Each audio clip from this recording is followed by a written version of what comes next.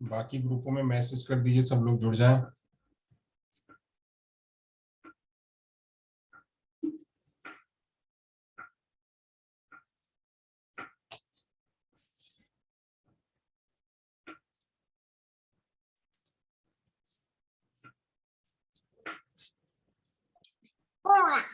Cora.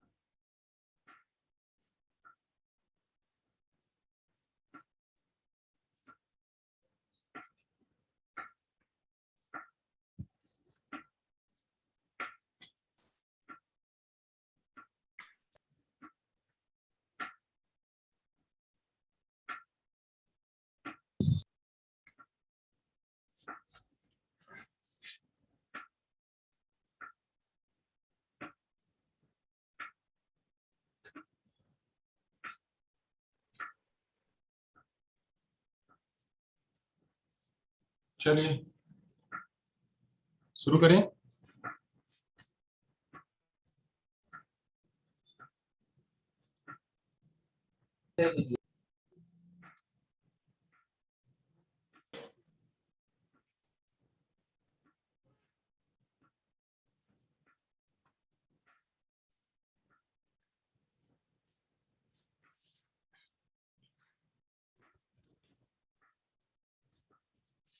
दिख रहा है सभी को?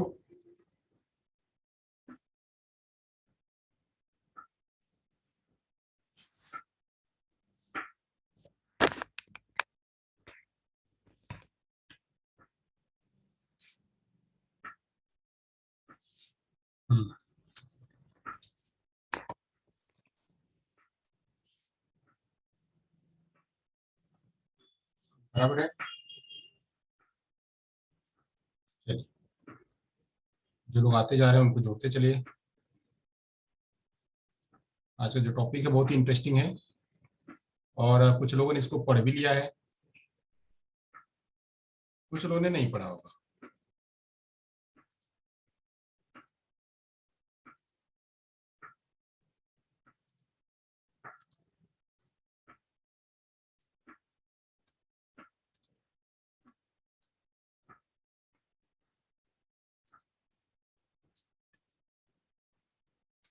चलिए, तो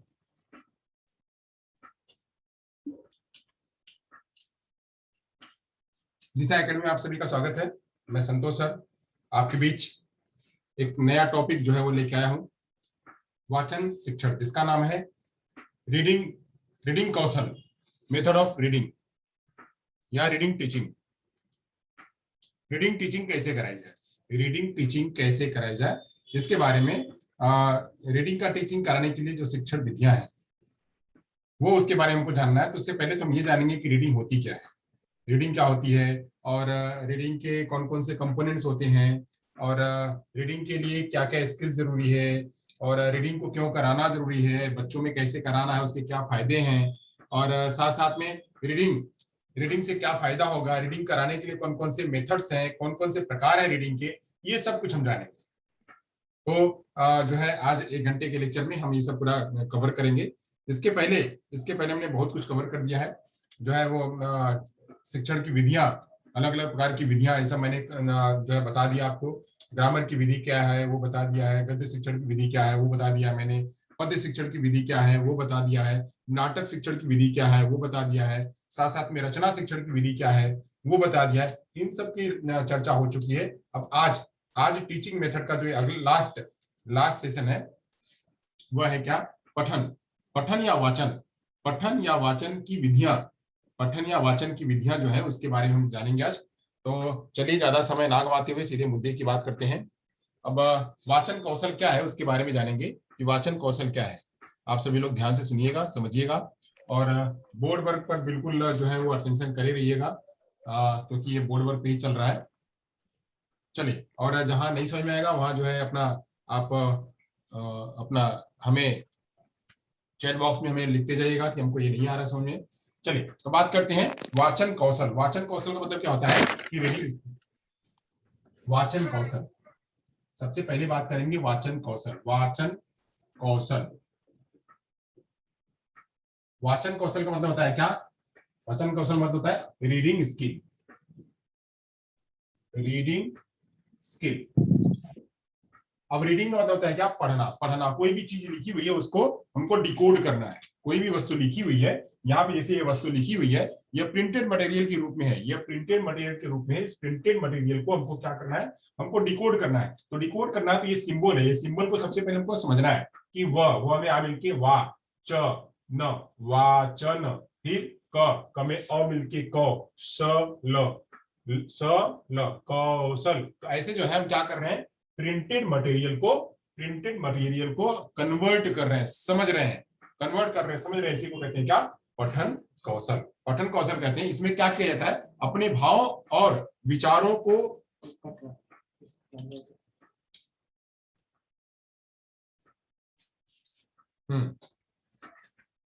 अपने भावों और विचारों को मौखिक अपने भाव और विचारों को मौखिक भाषा के द्वारा बोलकर अभिव्यक्त करना। यानी क्या करना, जो वाचन कौशल वह क्या कहता है कि इसमें क्या किया जाता है, अपने भाव और विचारों को क्या करते हैं हम, भाव और विचारों को मौखिक रूप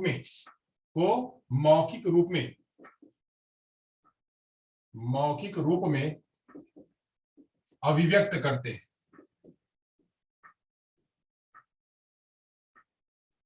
मौखिक रूप में अभिव्यक्त करना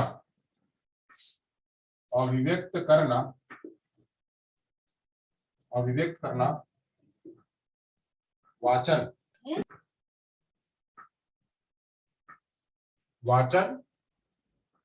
अथवा पठन कौशल है।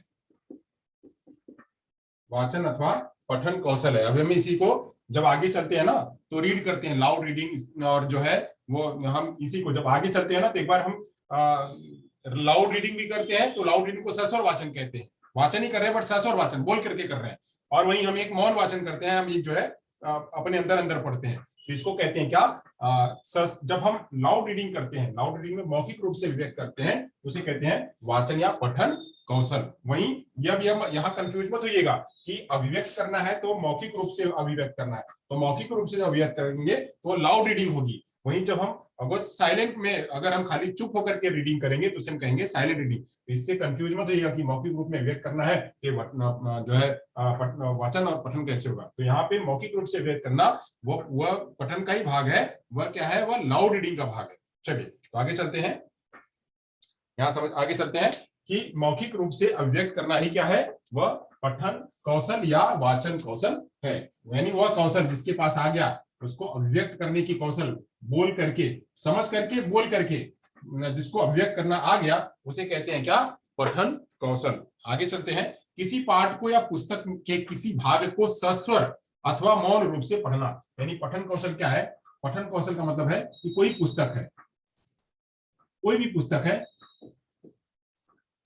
पुस्तक हुई या कोई अखबार हुआ या कोई चित्र हुआ, कोई भी प्रिंटेड मटेरियल है, उस प्रिंटेड मटेरियल को, उसके किसी भी भाग को आप क्या कर रहे हैं, मौन रूप से तथा सस्वर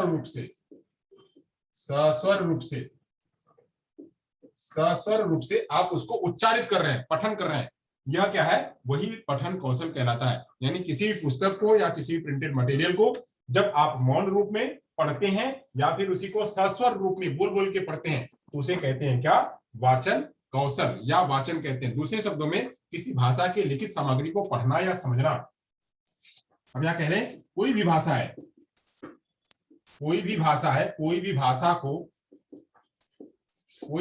को लिखित, जो कोई भी लिखित भाषा है, कोई भी भाषा का, यहाँ पे ऐसे कर लेते हैं, कोई भी भाषा का लिखित सामग्री,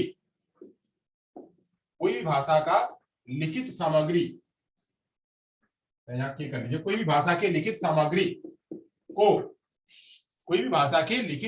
को पढ़ना या समझना है। कोई भी भाषा के लिखित सामग्री को पढ़ना या समझना, ये क्या कहलाता है, वाचन कहलाता है। यानी वाचन में खाली सस्वर वाचन ही नहीं आता है, उसमें मौन वाचन भी आता है। अब यहाँ पे ये अगर हम लिखित सामग्री का पढ़ना कर रहे हैं, यानी सस्वर वाचन कर रहे हैं, समझ रहे हैं, तो क्या हुआ, वह मौन वाचन हुआ। यानी हम पढ़ रहे हैं, अंदर पढ़ रहे हैं, और पढ़ रहे हैं हम बाहर भी पढ़ रहे हैं।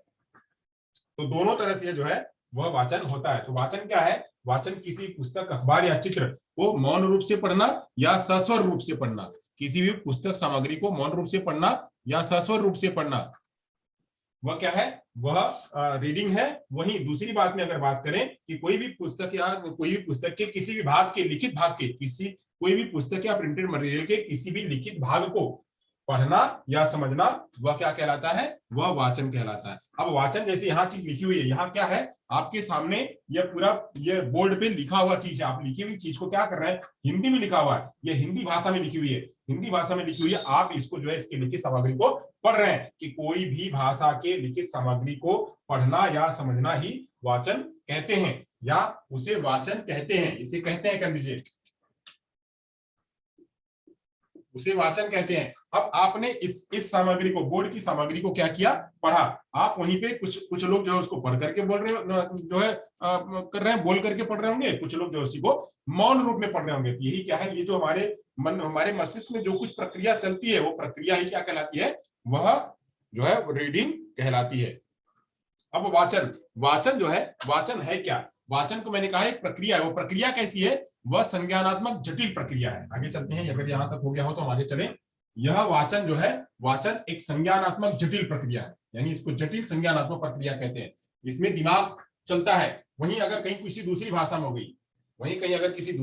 हो गई, तो क्या लिखा हमको पता ही नहीं चलता है, क्या लिखा है हमको कहीं पता ही नहीं चलता है। अभी हम जो है एक जगह पढ़ रहे थे, मतलब एक जगह मैं कोई वार्ता सुन रहा था। उस वार्ता में कोई एक व्यक्ति ऐसे कह रहे थे कि वह जो है कहीं गए थे और उन्होंने किसी बच्चों को पढ़ा रहे थे, और पढ़ाने के टाइम पे उन्होंने क्या किया कि उस क्लास के बच्चों को एक लिखित में दिया, जबकि वो बच्चे, उन्होंने उसके हाथों पर कुछ लिख दिया, और लिखने के बाद उन्होंने लिखा कोई शब्द, उन्होंने लिखा कि जो है यही, मान लीजिए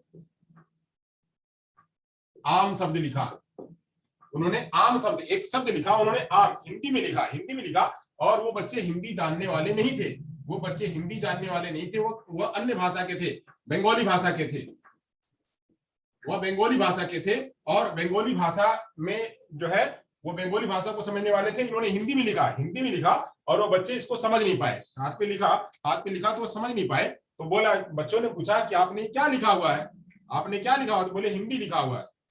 अब हिंदी में क्या लिखा हुआ है, तो हिंदी में क्या लिखा हुआ, तो बच्चों को समझ में नहीं आया कि हिंदी में क्या लिखा हुआ, क्योंकि इस प्रिंटेड मटेरियल को बच्चे समझ नहीं पाए। क्यों नहीं समझ पाए, क्योंकि उनके पास उसका शब्दकोश नहीं था, उनके पास उसका लिसनिंग नहीं था, उनके पास उसका स्पीच, उनके पास लिसनिंग कौशल नहीं था, उनके पास शब्द भंडार नहीं था। इसलिए वह इस हिंदी वाले प्रिंटेड मटेरियल को पढ़ नहीं पाए, समझ नहीं पाए। वही जो है वो बच्चे कौन से थे, वो बंगाली लैंग्वेज के थे। तो ऐसे यहां से यह कहने का मतलब है कि अब इसमें पूरा का पूरा जटिल संज्ञानात्मक प्रक्रिया चलता है। भाषा को समझने के लिए, भाषा को पढ़ने के लिए, कोई भी भाषा है, उस भाषा के प्रिंटेड मटेरियल को पढ़ने के लिए हमारे मन में पूरा एक जटिल संज्ञानात्मक प्रक्रिया चलता है। तो वो क्या चलता है, पढ़ना क्या है, पढ़ना एक जटिल संज्ञानात्मक प्रक्रिया है।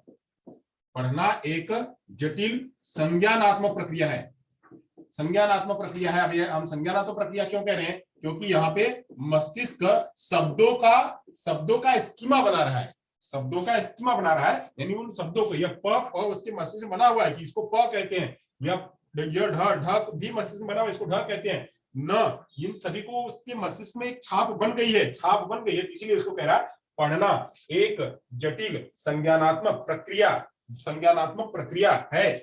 अब यह पढ़ना वह तभी होगा जब बच्चा इसको क्या कर पाएगा, इसको डिकोड कर पाएगा, इसको कंप्रीहेंड कर पाएगा तथा इसको रिटेंस कर पाएगा, तब जाकर के बच्चा इसको रीड कर पाएगा। तो इसीलिए क्या है, यह पूरी एक जटिल संज्ञानात्मक प्रक्रिया है। जो रीडिंग है, रीडिंग इतना आसान काम नहीं है कि हर किसी को आ जाएगा। रीडिंग करने के लिए सबसे पहले क्या करना पड़ेगा, सबसे पहले जो है उन भाषाओं को समझना पड़ेगा, उनकी प्रिंटेड मटेरियल को, एक एक शब्दों के, एक एक अक्षरों को समझना पड़ेगा, उसको मिलाना पड़ेगा, फिर उसका प्रैक्टिस करना पड़ेगा, तब जाकर के जो है रीडिंग आएगी। अब रीडिंग से भी जटिल प्रक्रिया राइटिंग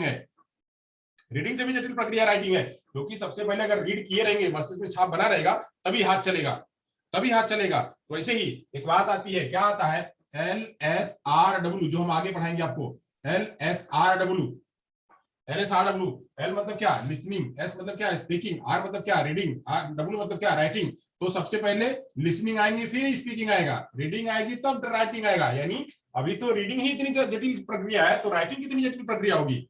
अभी खाली रीडिंग प्रक्रिया ही इतनी जटिल संज्ञानात्मक प्रक्रिया है, तो सोचिए राइटिंग कितनी होगी। तो ऐसे ही सबसे पहले रीडिंग आनी, तब जाकर के राइटिंग आनी। तो रीडिंग आने के लिए क्या करना है, वही हम समझ रहे हैं कि रीडिंग क्या है। रीडिंग एक जटिल संज्ञानात्मक प्रक्रिया है जिसमें मस्तिष्क जो है, हमारी इंद्रियां, जो खास आंख जो है, आंख और कान से भी हम सुन करके भी उससे भी करते हैं, बट यहाँ आंखों का ज्यादा यहाँ इस्तेमाल है, आंखों का इस्तेमाल ज्यादा है। आंख से हम क्या कर रहे हैं, देख करके उसका जो हमारे मन में एसिमिलेशन बना हुआ है, जो स्कीमा बना हुआ, उस स्कीमा से हम उसका कंक्लूड कर रहे हैं, उसको कंप्रीहेंड कर रहे हैं, कंप्रीहेंड करके हम उसकी प्रक्रिया को आगे चला रहे हैं। तो ऐसे ही जिसमें संकेतों का अर्थ ग्रहण किया जाता है, इसमें जितने भी संकेत हैं, ये संकेत हैं, इनको प्रस्मरण करके, इनको प्रसंस्करण करके, ये जो संकेत है, या प या ढ या ना, इसको मिला करके इसको क्या करते हैं, इसको जो है अर्थ ग्रहण इसका करते हैं, संकेतों का अर्थ ग्रहण करते हैं। संकेतों का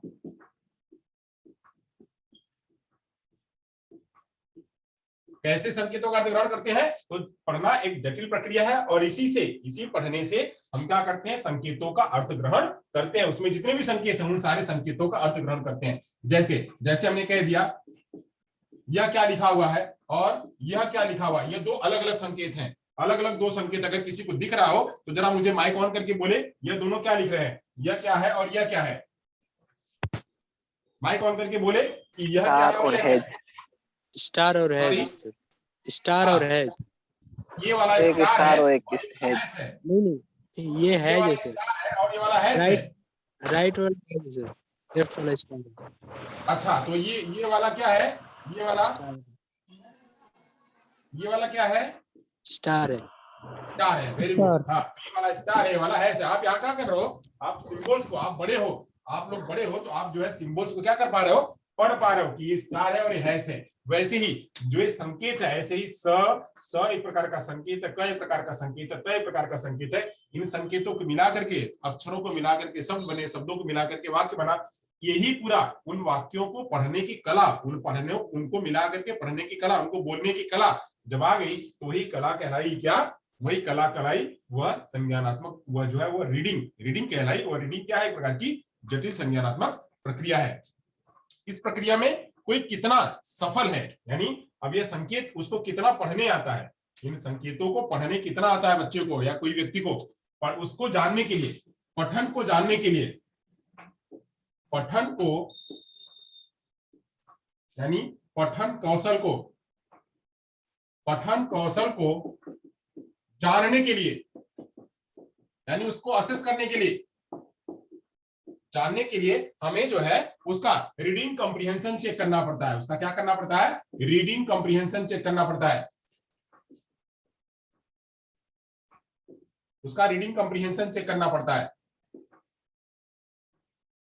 तो रीडिंग कॉम्प्रिहेंशन, यही रीडिंग कॉम्प्रिहेंशन का ही पार्ट होता है जो हम आगे जाकर के पढ़ते हैं, जो हम पठित गद्यांश और पठित गद्यांश को जो हम पैसेज को मिलान करते हैं, रीडिंग कॉम्प्रिहेंशन का ही पार्ट होता है, जिसमें हम पठित गद्यांश और पठित गद्यांश को पढ़ करके उसका एग्जांपल देते हैं। तो वह रीडिंग कॉम्प्रिहेंशन भी चेक किया जाता है कि आपके अंदर कितनी स्पीड है, रीड करने की कितनी स्पीड है, आप कितना तेजी से रीड कर पाते हो और उसका कितना जल्दी से मीनिंग निकाल पाते हो। तो ये जो है प्रक्रिया, वह प्रक्रिया रीडिंग कॉम्प्रिहेंशन का क्या होती है, भाग होती है। तो ऐसे रीडिंग कॉम्प्रिहेंशन के द्वारा किसी भी व्यक्ति के रीड करने की क्षमता, किसी भी व्यक्ति के पठन करने की क्षमता को असेस किया जाता है। तो अब बात करते हैं पढ़ना क्या है। पढ़ना एक जटिल प्रक्रिया है, इससे संकेतों का अर्थ ग्रहण किया जाता है, और यह पढ़ना जो है वो पढ़ने को जांच कैसे करते हैं, तो रीडिंग कॉम्प्रिहेंशन के जरिए जांच करते हैं।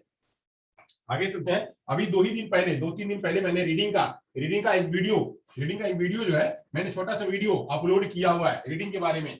बहुत छोटा सा है, रीडिंग का मतलब मैंने उसमें समझाया हुआ, बट वापस इसमें से एक बार और चर्चा हो जा रही है, क्योंकि कुछ लोग देखे होंगे, कुछ लोग नहीं देखे, कुछ लोग समझे होंगे, कुछ लोग नहीं समझे होंगे। मैं फिर भी वापस से बता देता हूं। अब रीडिंग है, रीडिंग के कुछ घटक होते हैं, उन्हीं घटकों के द्वारा रीडिंग होती है। यानी रीडिंग के कुछ कंपोनेंट्स होते हैं, उन कंपोनेंट्स के आधार पर रीडिंग होती है। तो रीडिंग के कंपोनेंट्स क्या है, रीडिंग के घटक यानी पठन के घटक क्या है, रीडिंग के घटक क्या है, तो घटक जो है उसके 3 है, घटक 3 है, 3 घटक है। पहला है डिकोडिंग करना, डिकोडिंग जिसको कहते हैं रूपांतरित करना। रूपांतरित करना। जैसे मैंने कहा एक बच्चा जो है, अब हम कह रहे हैं कि ये कितना लिखा है और ये कितना लिखा है। चलिए पढ़िए जरा, तो कितना लिखा है, ये मिलाकर कितना लिखा है, 36 है। कितना लिखा है, 36 36 लिखा हुआ है। हाँ जी सर। 36 लिखा हुआ है। तो अब 36 लिखा हुआ है, अब हम इसी को, अगर ये इसी बारे में समझ में नहीं आया बच्चे को, अब यहाँ पे लिख दिया, अब दोनों एक जैसा दिख रहा है। अब क्या लिखा हुआ है, अब क्या लिखा हुआ है,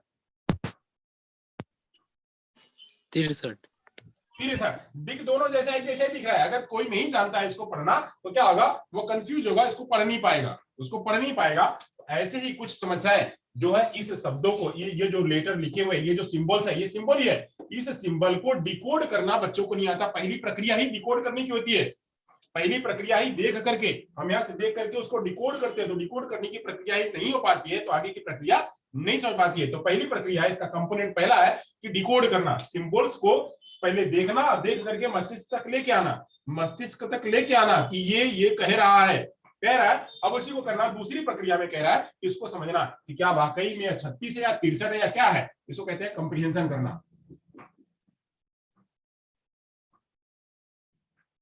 इसको कहते हैं कंप्रीहेंशन करना या समझना कि वह जो वाकई में चीज लिखी हुई है क्या लिखी हुई है, वह 63 लिखी हुई है, समझना लिखा हुआ, कंप्रीहेंशन लिखा हुआ है कि क्या लिखा हुआ है, उसको करते हैं समझना। फिर आगे वाली जो बात आती है, जो तीसरा वाला कंपोनेंट, उसको कहते हैं रिटेंशन, यानी धारण करना।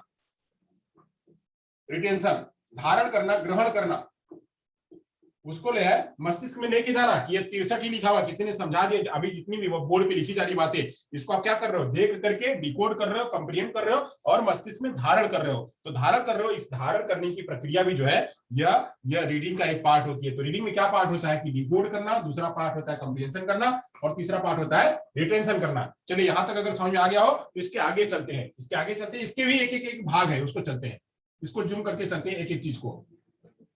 अब जो है डिकोडिंग की बात करते हैं, तो डिकोडिंग जो है वो डिकोडिंग के लिए दो चीजें जिम्मेदार होते हैं। डिकोडिंग के लिए दो चीजें जिम्मेदार होती हैं। पहला होता है आइडेंटिफिकेशन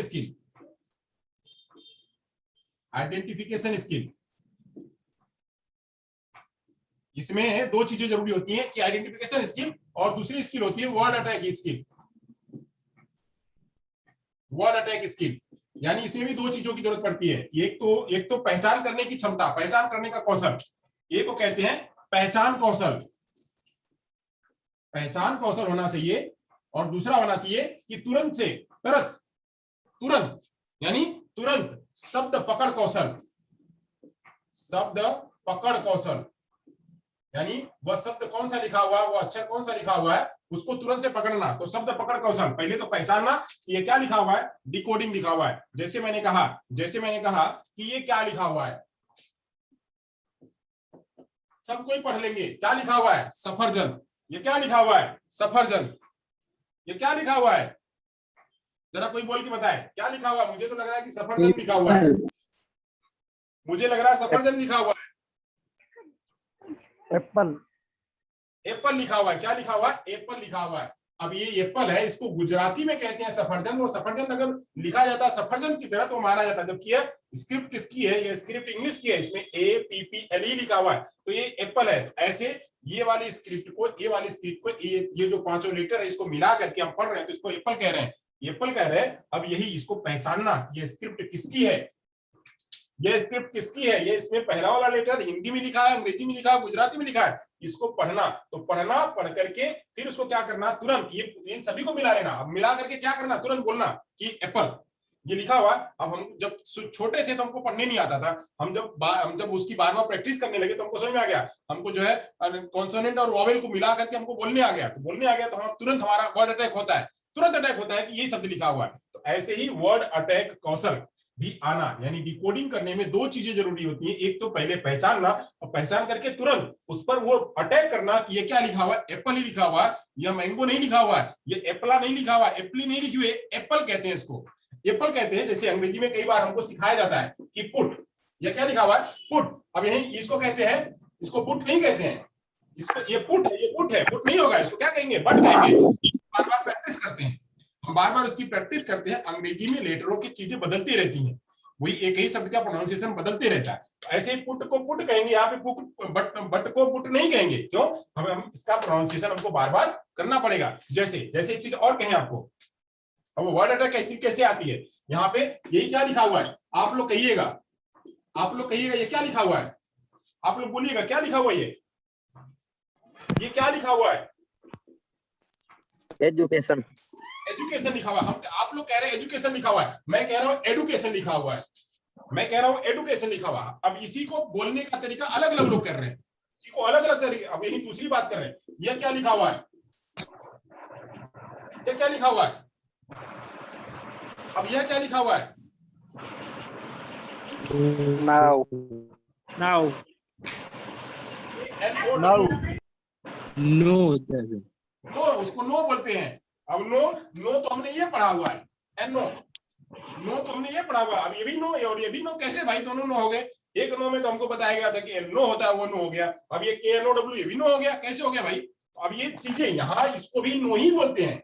अब ये जो है इसको भी नो ही बोलते हैं, इसको भी नो ही बोलते हैं। इसमें के जो है वो साइलेंट है और यहाँ पे कोई है ही नहीं, ये वैसे ही है। तो ऐसे इन सारी बातों को अटैक करना कि क्या है ये, हाँ, इन सारों को अटैक करना कि क्या लिखा हुआ है वह भी हमारे अंदर आना चाहिए, वह भी आना चाहिए, तब जाकर के हम क्या करते हैं, रीडिंग कर पाते हैं। ऐसे ही जो है ये रीडिंग कौशल कराने के लिए वर्ड अटैक जरूरी है, वर्ड अटैक जरूरी है, साथ में आइडेंटिफिकेशन जरूरी है और दूसरी प्रैक्टिस जरूरी है। आगे चलते हैं कंप्रीहेंशन करने के लिए। कंप्रीहेंशन करना मतलब क्या होता है? कंप्रीहेंशन करना होता है कि जिनको इन बातों पे महारत हासिल हो गई है, जिनको इसमें महारत हासिल हो गई है, पहला तो क्या कि ये डिकोडिंग में महारत हासिल कर लेना, डिकोडिंग में महारत हासिल कर लेना, यानी डिकोडिंग करने आ जाना।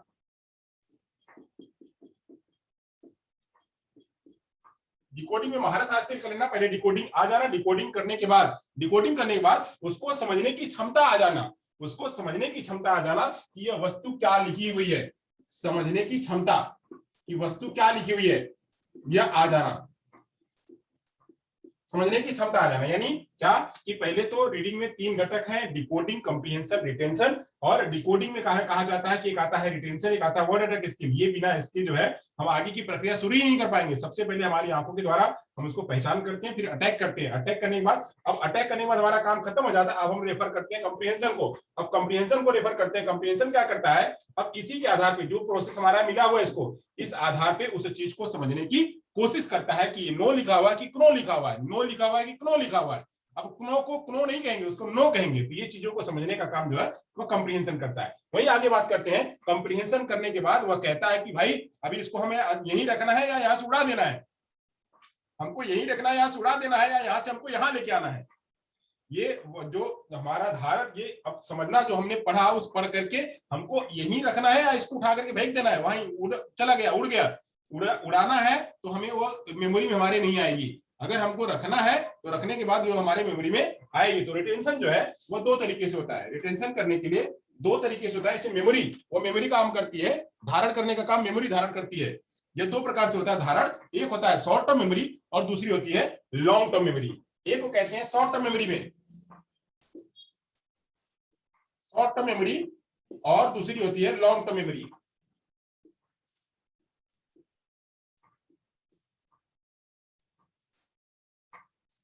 एक शॉर्ट टर्म मेमोरी के रूप में होती है और दूसरी लॉन्ग टर्म मेमोरी के रूप में होती है। यानी यही जो रीडिंग के घटक है, रीडिंग के घटक में 3 घटक मैंने कहा, डिकोडिंग, कंप्रीहेंशन, रिटेंशन।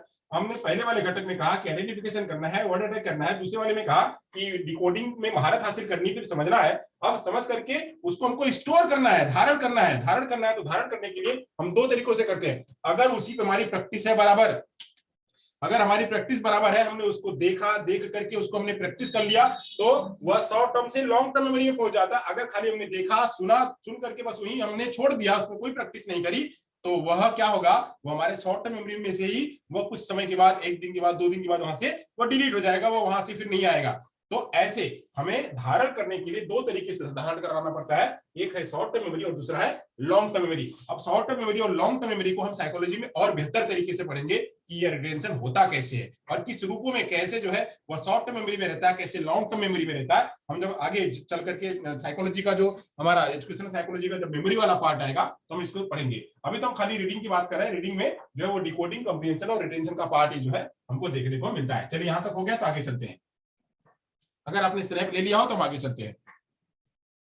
अब बात करते हैं रीडिंग कौशल की कुछ परिभाषाएं हैं, परिभाषाओं को देख लेते हैं फिर आगे चलते हैं। हो गया, चलिए ओके, चलिए तो आगे चलते हैं। हो गया है तो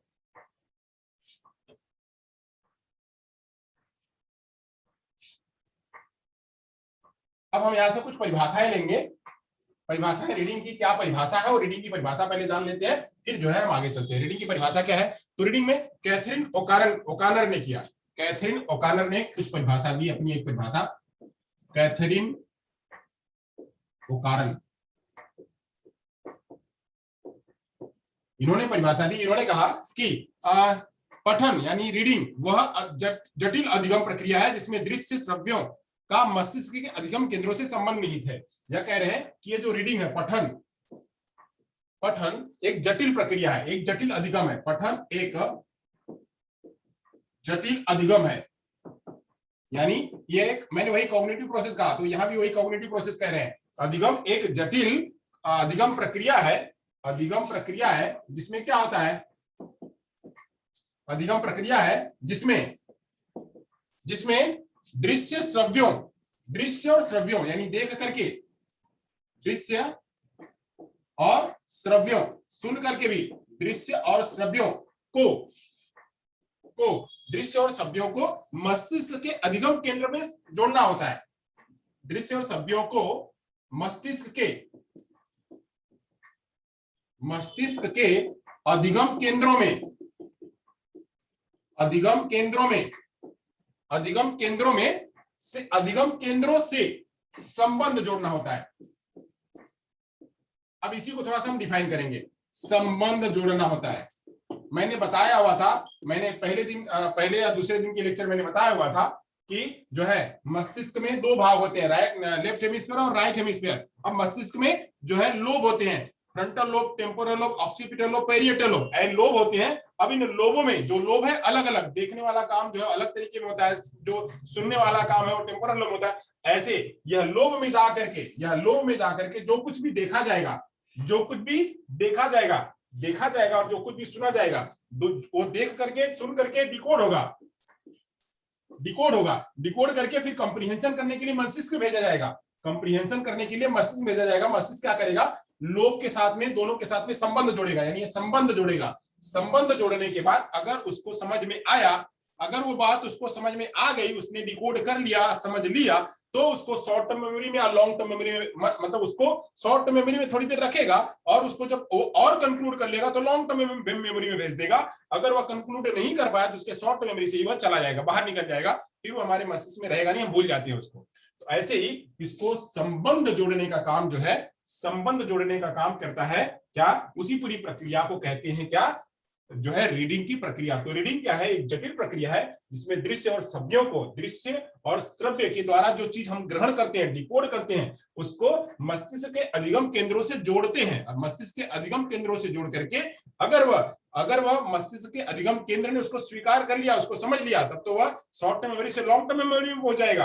अगर उसको स्वीकार नहीं किया, उसको समझ नहीं आया, तो वहीं से क्या होगा, वह धीरे धीरे भूल करके बाहर निकल जाएगा। तो ऐसे ही जो है वो मस्तिष्क काम करता है रीडिंग करने के लिए। चलिए आगे चलते हैं। अगली परिभाषा जो है उसको लेते हैं, डोनल मायल कहते हैं। अगली परिभाषा में डोनल मायल करते हैं, डोनल मायल। अगली परिभाषा में डोनल मायल कहते हैं, क्या कहते हैं, कहते हैं कि लिखने में मौखिक भाषा को अस्थायी रूप प्रदान किया जाता है। लिखने में मौखिक भाषा को अस्थायी रूप, यानी लिखने के मौखिक भाषा को अस्थायी रूप प्रदान किया जाता है। वाचन इसका उल्टा होता है, यानी जब हम लिखते हैं, इसी को उल्टे तरह से बात करते हैं। लिखते हैं, जब लिखने में मौखिक भाषा, अगर कोई मौखिक भाषा होती है, कोई बोल रहा है, तो उसको अस्थायी रूप दिया जाता है, स्थायी रूप दिया जाता है। जबकि जबकि पढ़ने में इसी का उल्टा होता है, पढ़ने में इसी का उल्टा होता है। अब उल्टा होता है का मतलब क्या कि लिखने जब लिखते हैं तो मौखिक भाषा को स्थायी रूप देते हैं, यानी किसी ने बोला हम उसको लिख रहे हैं, किसी ने बोला हम उसको लिख रहे हैं, किसी ने बोला हम उसको लिख रहे हैं तो हम उसको स्थायी रूप दे रहे हैं, उसको प्रिंटेड मटेरियल में रख दिया, वो स्थायी हो गया। वहीं जबकि बोलने में क्या है, बोलने में अस्थायी नहीं होता है, हमने जितना बोला, हमने जितना उच्चारण किया वो उड़ता गया उड़ता गया उड़ता गया उड़ता गया, वो जो उसका ठीक क्या है, वह उसका उल्टा है, उल्टा भाग। तो ये जो है वह गोयल और मायल कहते हैं कि लिखने का सीधा अपोजिट क्या है, वह पढ़ना है। चलिए यहां तक अगर आपको परिभाषा हो गई, समझ में आ गया, तो अब हम पठन का जो है कुछ महत्व समझ लेते हैं, पठन कौशल के कुछ महत्व समझ लेते हैं। अगर आपका यू हो गया तो हम आगे चले। महत्व क्या है, महत्व को समझ लेते हैं, पठन के महत्व।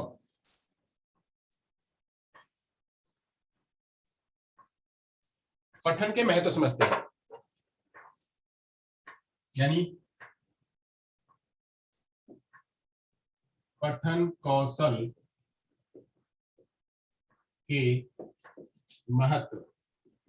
अब पठन कौशल के महत्व क्या है, इसको समझते हैं, इसको समझते हैं, इसको समझते हैं। पहला है पठन कौशल का पहला महत्व है कि पठन यानी वाचन, वाचन क्या है, एक कला है, एक कला है जिसकी आवश्यकता सभी को जरूरत पड़ती है। यानी पठन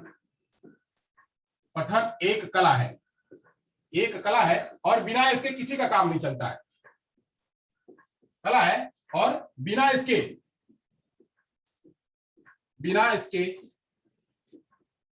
किसी का काम नहीं चलता है, किसी का काम नहीं चलता है। मतलब क्या, ऊंच हो नीच हो चाहे कोई भी हो, छोटा हो बड़ा हो, अमीर हो गरीब हो, हर किसी को इसकी जरूरत पड़ती है, किसी का काम नहीं चलता है, यानी यह सबके लिए जरूरी है। पठन क्या है, वह सबके लिए जरूरी है, कोई भी हो, सब किसी के लिए पठन जरूरी है। पठन शिक्षा प्राप्ति में सहायक है। पठन के जरिए क्या है, हम क्या प्राप्त कर सकते हैं, एजुकेशन प्राप्त कर सकते हैं, यह शिक्षा प्राप्ति में सहायक है।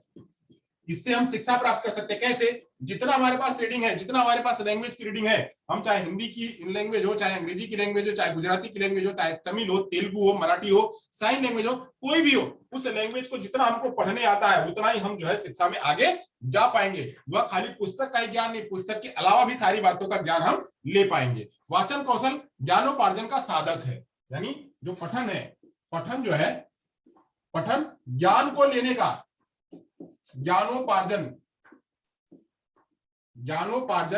का सहायक है, यानी इससे ज्ञान मिलता है, ज्ञानोपार्जन का सहायक है, इससे ज्ञान मिलता है।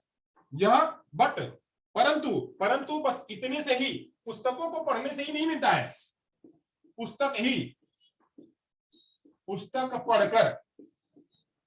पुस्तक पढ़कर इसकी पूर्ति नहीं होती है, पुस्तक पढ़कर इसकी पूर्ति नहीं होती है। तो क्या होती है, तो क्या करना पड़ता है, इसके लिए संदर्भ पुस्तकों को भी पढ़ना जरूरी होता है, संदर्भ पुस्तकों को भी पढ़ना जरूरी पड़ता है। यानी अगर पुस्तकों में ज्ञान का वर्धन करना है, ज्ञानोपार्जन करना है, ज्ञान का वर्धन करना है, तो ज्ञान का वर्धन करने के लिए पाठ्य पुस्तकों के अलावा पाठ्य पुस्तकों के जो संदर्भ पुस्तकें हैं, संदर्भ पुस्तकों को भी पढ़ना जरूरी होता है, संदर्भ पुस्तकों को भी पढ़ना जरूरी था। अब ये संदर्भ पुस्तक क्या होती है, जरा इस पर कर लेते हैं। अब ये संदर्भ पुस्तकें क्या होती है, इसको पढ़ लेते हैं। संदर्भ पुस्तकें मतलब क्या, कि सपोज करिए कि हम कह रहे हैं कि एक बात, एक चीज जो है, एक वस्तु दी हुई है, एक वस्तु में हम कोई भी वस्तु ले लेते हैं, कोई भी वस्तु में ले लेते हैं कि जैसे हम कहते हैं कि एक किसी भी महापुरुष के बारे में कोई जानकारी दी हुई है, वो महापुरुष है सरदार पटेल जी, सरदार पटेल। अब सरदार पटेल जी के बारे में हमको पढ़ना है, उनके बारे में अध्ययन करना है, सरदार पटेल जी के बारे में। अब सरदार पटेल जी के बारे में जो हमारी पुस्तक दी हुई है, जो हमारी पुस्तक है, हम चाहे जिस स्टैंडर्ड में पढ़ते हो, फर्स्ट स्टैंडर्ड में, सेकंड स्टैंडर्ड में, थर्ड स्टैंडर्ड में, फोर्थ स्टैंडर्ड में, जहां हम पढ़ा रहे हो किसी को, हम अगर पढ़ा भी रहे हो फोर्थ स्टैंडर्ड को, फिफ्थ स्टैंडर्ड को, 10th स्टैंडर्ड को, 12th स्टैंडर्ड को, या फिर ग्रेजुएट बच्चों को पढ़ा रहे हैं, तो पढ़ाने में हम जो पुस्तक का इस्तेमाल कर रहे हैं, जिस पुस्तक को पढ़ा रहे हैं, उस पुस्तक में हो सकता है कि सरदार पटेल जी के बारे में विस्तृत जानकारी ना दी गई हो। तो विस्तृत जानकारी ना दी हुई हो, हम जो है और कुछ कंटेंट सर्च करते हैं, तो अन्य पुस्तकों का भी इस्तेमाल करते हैं। यानी अन्य पुस्तक में देखते हैं कि पटेल जी के बारे में क्या लिखा हुआ है, तो वो जो है हम अन्य पुस्तकों में खोजने की कोशिश करते हैं। एक एग्जाम्पल, दूसरा एग्जाम्पल लेते हैं, अभी जो मैं पढ़ा रहा हूं इसी पर ले लेता हूं, इसी पर ले लेता हूं एक एग्जाम्पल। सपोज करें कि मैं पठन कौशल आपको पढ़ा रहा हूं, पठन कौशल, और मैंने कहा कि पठन कौशल के बारे में आज मैंने पढ़ा दिया और आप लोग लिख के आइएगा पठन कौशल के बारे में। अब पठन कौशल में हमने पठन कौशल तो पढ़ा दिया, पठन कौशल में हमने जो है पढ़ाया कि इसका अर्थ बता दिया, इसकी परिभाषा बता दी, अभी जो है मैंने घटक भी बता दिए, महत्व बता दिया। अब मैं कह रहा हूं कि इसकी विशेषता खोज के लाएगा। विशेषता क्या है? विशेषता आपको खोज के लाना है। इसके जो प्रकार हैं, प्रकार आपको खोज के लाना है। अब प्रकार में भी अलग अलग प्रकार के, एक प्रकार है जो कि एक प्रकार है कहीं लिखा हुआ है, वो प्रकार जो इस पुस्तक में है उसमें नहीं दिया हुआ है, यानी इसके कई सारे प्रकार हैं और इस प्रकार का जो वर्णन है वो इस पुस्तक में, जिस पुस्तक में आप पढ़ रहे हो उसमें नहीं दिया हुआ है। फिर आप क्या करोगे, उसको पढ़ने के लिए अलग जगह पे जाओगे। यानी ये सारी बातें, विशेषता उस पुस्तक में नहीं मिली, प्रकार थोड़ा मिल गया और जो प्रकार नहीं मिला, तो आप क्या कर रहे हो, अलग पुस्तकों का आप पढ़ रहे हो कि उस पुस्तक में हो सकता है दिया हो, तो वो पुस्तक क्या है, वही पुस्तक आपको अन्य पुस्तक या संदर्भ पुस्तक के रूप में जानी जाती है। यानी ज्ञान को बढ़ाने के लिए, ज्ञान को प्राप्त करने के लिए एक पुस्तक में ही सारा ज्ञान नहीं होता, उसके अलग अलग भागों को पढ़ना पड़ता है। उस ज्ञान की वृद्धि कराने के लिए वो सारी क्या होती है, वह संदर्भ पुस्तक कहलाती है, वह रेफरेंस बुक्स कहलाती है। तो रेफरेंस बुक्स जो है वह उसी के संदर्भ में, उसी से संबंधित कुछ ज्ञान उसमें भी दिया होता है, वहां से हम पढ़ते हैं और उसको रेफरेंस देते हैं कि हमने ये ज्ञान वहां से लिया हुआ है, वहां से पढ़ा हुआ है, तो वो सारी क्या होती है, उसे कहते हैं रेफरेंस बुक। क्या कहते हैं, ये रेफरेंस पुस्तकें। तो रेफरेंस पुस्तकें भी हमें क्या करती हैं, हमारे ज्ञान का वर्धन करने में सहायक करती हैं। तो रेफरेंस पुस्तक भी पढ़ना हमारे लिए जरूरी होता है, यह वाचन के महत्व में आता है। चलो यहां तक आपको समझ में आ गया कि पुस्तक क्या होती है और रेफरेंस पुस्तक क्या होती है, बुक क्या होती है, उसके बारे में आपने जान लिया। मैंने एग्जांपल के जरिए, 2 एग्जांपल के जरिए मैंने आपको बताया कि रेफरेंस पुस्तक कैसी होती है और क्या होता है। चलिए आगे चले, अगर आपका हो गया हो तो हम आगे चले। चलिए अब आगे चलते हैं, पठन कौशल के कुछ और चीजें जान लेते हैं। जैसे मैंने बताया विशेषता वगैरह है, तो वो भी जान लेते हैं, वो क्या है। चलिए यहां तक आपको समझ में आ गया होगा।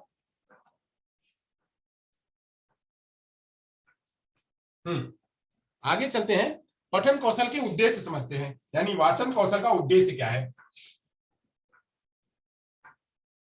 वाचन कौशल के उद्देश्य मैंने आपको पहले ही बताया कि यह वाचन कौशल क्या है, एक प्रकार का लिटरेसी स्किल है, एक प्रकार का लिटरेसी स्किल है जो LSRW का एक भाग है, LSRW का एक भाग है, यानी ये वाला भाग हम चला रहे हैं, ये लिटरेसी स्किल का एक भाग है। आर का चर्चा जो हम यहाँ पे चला रहे हैं, रीडिंग की चर्चा में यहाँ चला रहे हैं। चलिए क्या क्या है, इसके उद्देश्य क्या है उसके बारे में जानते हैं। उद्देश्य नंबर 1 है, पहला उद्देश्य क्या है इसका, कि ध्वनियों का उचित ज्ञान करवाना। जो शब्द ध्वनियां हैं, शब्द ध्वनियों का उचित ज्ञान करवाना कि वो शब्द ध्वनियां क्या हैं। जैसे मैंने कहा कि पी, तो पी ये बी, ये सी, ये डी, तो पी सी डी ई, ये सब का ज्ञान करवाना, वो ध्वनियां कैसी हैं, कैसे बोली जाती हैं। या पी है, इसको हिंदी में प बोलते हैं, डी है हिंदी में ब बोलते हैं, सी है हिंदी में स या क बोलते हैं, डी को द बोलते हैं। ऐसे ही अलग अलग ध्वनियों को अंग्रेजी में कैसे उच्चारित करते हैं और उसी को हिंदी में कैसे उच्चारित करते हैं, उसी को गुजराती में कैसे उच्चारित करते हैं, उसी को मराठी में कैसे उच्चारित करते हैं, इन सारी बातों का ज्ञान करवाना रीडिंग के माध्यम से। तो रीडिंग का उद्देश्य यही है कि ध्वनियों के बारे में उचित ज्ञान करवाना और क्या करवाना, उच्चारण का अभ्यास करवाना। शब्द उच्चारण का, शब्द ध्वनियों के उच्चारण का ज्ञान करवाना, शब्द उच्चारण का ज्ञान करवाना, और क्या करवाना, और जो है स्वर के उचित उतार चढ़ाव का ज्ञान करवाना। स्वर के उचित आरोह अवरोह का ज्ञान करवाना, यानी उसको कैसे कैसे बोलना है, आरोह अवरोह, उतार चढ़ाव में, सुप्रा सेगमेंटल में कैसे बोलना है, वह जो है उसका ज्ञान करवाना। विराम चिन्हों का ज्ञान करवाना, विराम चिन्हों का ज्ञान करवाना कि कैसे बोलेंगे, फुल स्टॉप कहां आएगा, कैसे बोलेंगे कॉमा आएगा, कैसे बोलेंगे कि हाइफन आएगा, ये सब चीजों का ज्ञान करवाना। विराम चिन्ह, अर्ध विराम चिन्हों का ज्ञान करवाना। वाचन मुद्रा का उचित प्रयोग करना कि कैसे पढ़ना है, वाचन मुद्रा कैसी होनी चाहिए, वाचन मुद्रा का प्रयोग करवाना, वाचन मुद्रा का प्रयोग करवाना। शुद्ध उच्चारण हेतु अर्थबोध प्रणाली का उपयोग करना, यानी शुद्ध बच्चा बोले, शुद्ध उच्चारण हेतु अर्थबोध प्रणाली का प्रयोग करना, अर्थबोध प्रणाली का प्रयोग करना। ये हो गया। आगे चलते हैं। वाचन से पठित अंश का भाव ग्रहण करना, यानी वाचन करते करते जो पठित गद्य है उसको, उसका भाव समझना, ये भी क्या होता है, इसका कौशल उद्देश्य, जो पठन के उद्देश्य हैं, ये पठन के उद्देश्य में आते हैं। यानी क्या है, ध्वनि का उच्चारण, ध्वनि का उचित ज्ञान करवाना, उसके उच्चारण का भी ज्ञान करवाना, स्वर के उचित आरोह अवरोह का ज्ञान करवाना। आरोह अवरोह मतलब क्या कि मैं जो यहाँ पे उतार चढ़ाव के रूप में कह रहा हूँ, विराम चिन्हों का ज्ञान करवाना, मुद्रा, वाचन मुद्रा का प्रयोग करवाना। मैं कैसे बोल रहा हूं ऐसे ही जो है वहां बोलना है, ऐसे ही जो हम पढ़ेंगे तो उसमें वही बोलते जाना है। शुद्ध उच्चारण हेतु अर्थबोध प्रणाली का प्रयोग करना, जैसे मैंने यहाँ कॉमा दे दिया, शुद्ध उच्चारण हेतु अर्थबोध प्रणाली का प्रयोग करना। वाचन करते करते, यहाँ पे देखिए मैं बोल रहा हूँ वाचन करते करते, तो यहाँ पे पता चल रहा है कि यहाँ पे करते करते दो बार है, यहाँ पे डैश आएगा। वाचन करते करते पठित गद्य का भाव समझना, पठित गद्य का भाव समझना, ये सब चीजों को पठन कौशल के माध्यम से बच्चे को बताना, ये भी पठन कौशल का क्या होता है, भाग होता है। चलिए आगे चलते हैं।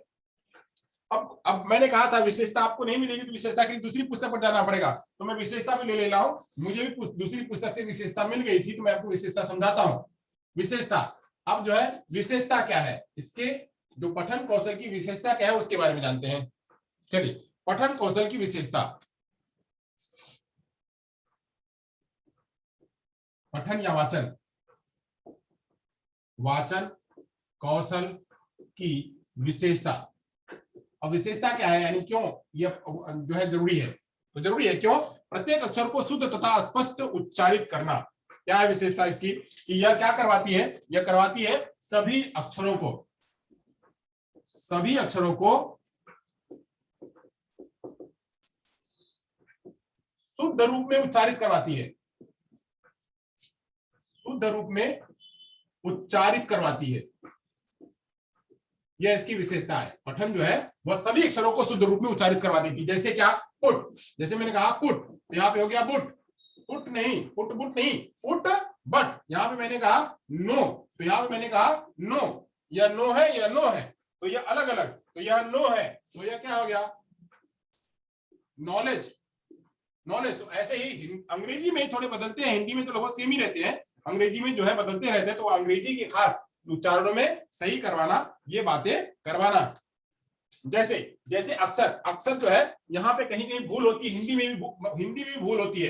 हिंदी में भूल होती है, कहाँ होती है, तो जैसे मैं कह रहा कि यह क्या है, यह क्या लिखा हुआ है, प्रकाश, क्या लिखा हुआ है, प्रकाश लिखा हुआ है।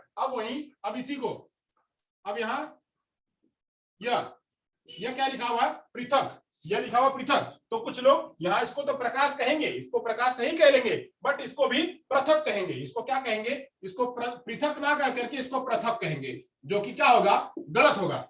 तो गलत होगा, यह पृथक है, पृथक को पृथक नहीं कह सकते हैं, पृथक को पृथक नहीं कह सकते हैं, यह पृथक है। इसमें इस तरह वाली मात्रा दी हुई है, यह री वाली मात्रा दी हुई है, तो ये वाली मात्रा लगाना, ये वाली मात्रा लगा करके इसका उच्चारण करवाना, तो तभी उच्चारण सही होगा जब बच्चे इसका कर लेंगे। तो ऐसे ही अक्सर जो है वह नॉर्थ में जो बड़ा सा है उसको स्व कहते हैं, बड़े सा को छोटा सा कहते हैं। हम बड़ा सा है जो है उसको छोटा सा कहते हैं, ये इन दोनों में फर्क नहीं समझ पाते हैं, छोटे सा को बड़ा सा, बड़े सा को छोटा सा, ये जो उनके अंदर में डिफरेंशिएशन होता रहता है। जैसे ये छ है, ये मतलब आप मेरी समझेंगे तो छ दिखेगा, छ मैं बोल रहा हूं तो ऐसा छ। अब ये जो की ये क्या है, ये छतरी वाला छ है, सत्री मतलब उसको के एस एच आ रहा है, यहाँ पे के एस एच, स।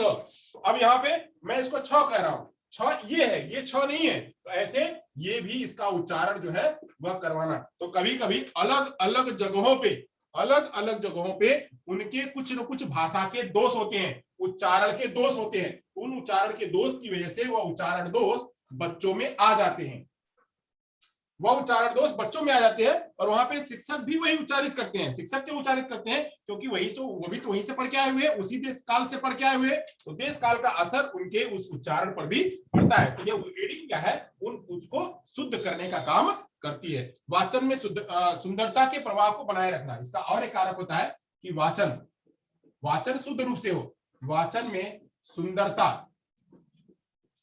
के प्रवाह को बनाए रखना, ये प्रवाह को बनाए रखना, यह भी जो है यह रीडिंग की विशेषता है। और क्या है? मधुरता। और क्या? मधुरता। मधुरता, प्रभावोत्पादक,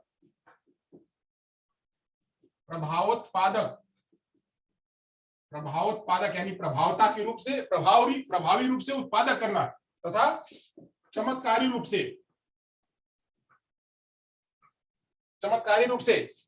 रूप से आरोह अवरोह में व्यक्त करना, चमत्कारी रूप से आरोह अवरोह में व्यक्त करना। यह क्या है? यह जो है रीडिंग के महत्व है। आगे, प्रत्येक शब्द को अन्य शब्दों से अलग उच्चारण करना, यानी सभी शब्दों को अलग अलग बोलना। प्रत्येक शब्द को अलग से बल देते हुए पढ़ना, अलग से बल देते हुए पढ़ना, यानी सभी उसमें एकदम बिल्कुल सारे शब्द, सारे लेटर बिल्कुल परफेक्ट प्रोनाउंस हो, बिल्कुल परफेक्ट प्रोनाउंस हो, ऐसा ध्यान करना। ऐसे ये भी जो है क्या होता है, इसका रीडिंग की सारी विशेषता है। चलिए, रीडिंग की विशेषता हो गई। ये अगर आपका हो गया हो तो मिटा लीजिए, मैं आगे चलूं। आप ये लिख लीजिएगा यहाँ पर, पठन के वाचन के गुण और विशेषताएं। हो गया हो तो चलिए आगे चले, हो गया हो तो आगे चले, कुछ त्रुटियां दिखाई मिलती हैं। हो गया? ओके, चलिए तो आगे चलते हैं। वाचन कौशल में कुछ त्रुटियां दिखाई पड़ती हैं, उन त्रुटियां समझ कैसे हैं, वो त्रुटियों को कैसे हम दूर करेंगे उसके बारे में जानते हैं। अब त्रुटियों को दूर करने का उपाय तो मैं नहीं बताऊंगा, बस मैं खाली त्रुटियां कैसी दिखती है मैं इसको बता देता हूं। वाचन संबंधी त्रुटियां क्या आती हैं? वाचन संबंधी त्रुटियां, वाचन संबंधी त्रुटियां।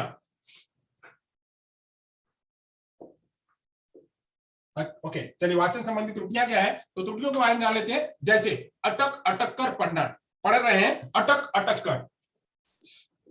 एक कोई व्यक्ति, कोई बच्चा पढ़ रहा है तो अटक अटक कर पढ़ रहा है, अभी उसकी प्रैक्टिस नहीं है, इसलिए अटक अटक कर पढ़ रहा है। जैसे हम अंग्रेजी पढ़ते हैं, या हम गुजराती पढ़ते हैं तो अटक अटक कर पढ़ते हैं। क्यों पढ़ते हैं? क्योंकि हमारी फ्लुएंसी कहाँ है? हमारी हिंदी में फ्लुएंसी है, हमारी अंग्रेजी में, हमारी जो है गुजराती में उतनी फ्लुएंसी नहीं है। तो हम क्या करते हैं, उस भाषा को अटक अटक कर पढ़ते हैं।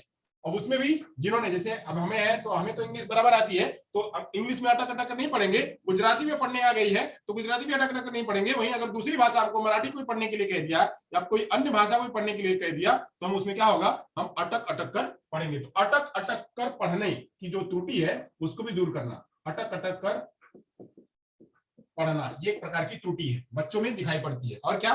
वाचन के समय अनुचित मुद्रा, पुस्तकों को आंखों के सन्निकट या दूर रखना, अनुचित मुद्रा। पठन के समय अनुचित मुद्रा रखना। अनुचित मुद्रा मतलब क्या, कि पुस्तक है और पुस्तक को बिल्कुल पास में रख लिया। अब पुस्तक है, बिल्कुल पास में रख करके ऐसे पढ़ेंगे तो आपके सिर में क्या होगा, दर्द होने लगेगा, बिल्कुल पास में रख करके पढ़ेंगे तो। इसलिए पुस्तक को थोड़ी दूरी पर, एटलीस्ट 2 फीट की दूरी पर रख करके पढ़े, ताकि जो है आपका आई और जो कोऑर्डिनेशन बना रहे और आपकी आंखों पर उसके प्रेशर ना आए। तो ये जो है वो ध्यान रखना। तो पठन के समय अनुचित मुद्रा भी, ये भी क्या है, एक प्रकार की त्रुटियां हैं। और क्या? अशुद्ध उच्चारण, उच्चारण तो कर रहे हैं बट अशुद्ध कर रहे हैं, अशुद्ध उच्चारण कर रहे हैं, तो अशुद्ध उच्चारण को भी क्या करना, दूर करना। यह भी दूर करने के लिए आता है। वाचन में गति का ना होना, वाचन जो कर रहा है, वाचन की स्पीड नहीं है, पढ़ने की स्पीड नहीं है, वाचन की गति का ना होना, बहुत धीरे धीरे पढ़ रहा है, तो यह भी बच्चे के लेवल के आधार पे गति भी उतनी ही आनी चाहिए। तो गति आ रही कि नहीं, दृष्टि दोष से अक्षरों का ठीक से दिखाई न देना, यानी अगर किसी को दृष्टि दोष है, अगर किसी को दृष्टि दोष है तो दृष्टि दोष से अक्षरों को दिखाई न देना, अक्षरों का दिखाई न देना, यह भी क्या है, वह एक त्रुटियां दिखाई पड़ती हैं। अक्षरों या संयुक्त अक्षरों संबंधी त्रुटियां, कोई अक्षर है, अक्षर या संयुक्त अक्षर,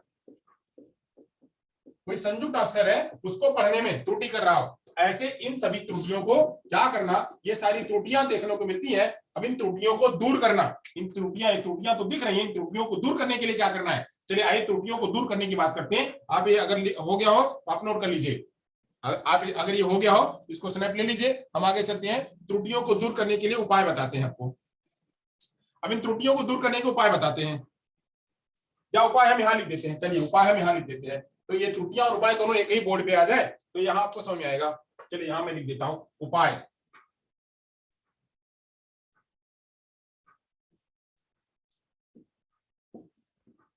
त्रुटियों को दूर करने के उपाय, त्रुटियों को दूर करने के उपाय क्या होंगे, तो पहला उपाय क्या होगा, तो पहला उपाय होगा आवृत्ति पुनरावृत्ति, यानी उसकी आवृत्ति और पुनरावृत्ति बार बार करा दी जाए। आवृत्ति पुनरावृत्ति, यानी अब यही जहां जहां अटक अटक कर पढ़ रहा है, अगर उसकी बार बार प्रैक्टिस करवा दें तो अटक अटक कर पढ़ने की उसकी जो है वह जो चीज है वह क्या हो जाएगी, दूर हो जाएगी। वही क्या है, अस्पष्टता निवारण,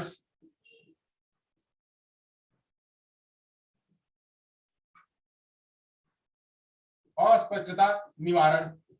जैसे जैसे बच्चा जो है बार बार यहाँ इस चीज को कर रहा है, एक चीज गलती कर रहा है, मैंने कहा प्रकाश, प्रकाश तो बोला सही पढ़ रहा है, बट यहाँ पे पृथक, पृथक को वो प्रथम बार बार पढ़ रहा है, पृथक को प्रथम बार बार पढ़ रहा है, तो पृथक को पृथक करवाना, तो पृथक जो पृथक पढ़ रहा है उसको पृथक करवाना, तो कहना